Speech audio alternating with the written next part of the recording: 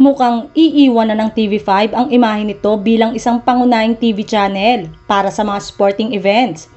Ayon kay Ms. Jane Basas, President at Chief Executive Officer ng MediaQuest Holding, ang parent company ng TV5, magtutuon na ang network sa entertainment side.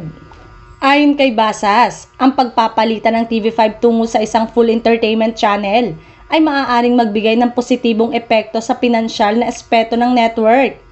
The only way for TV5 to make money is really to transform it into a full entertainment channel because the revenue is on the entertainment side, saad ni Basas. Dagdag pa niya, we do see a path to profitability. Ipinaliwanag din ni Basas na ang mga entertainment programs tulad ng Face to Face, Itbulaga, Lumuhod Ka sa Lupa at ang primetime block ng ABS-CBN Studio ay nakatulong sa magandang performance ng TV5 nitong mga nakaraang taon.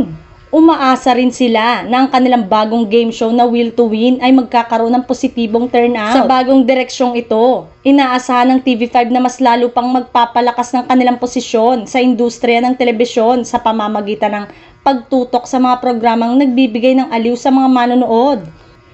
Mas madadagdagan at magpo-focus nga ang TV5 sa mga programa ng ABS-CBN dahil umano sa lakas ng hatak nito sa mga manonood.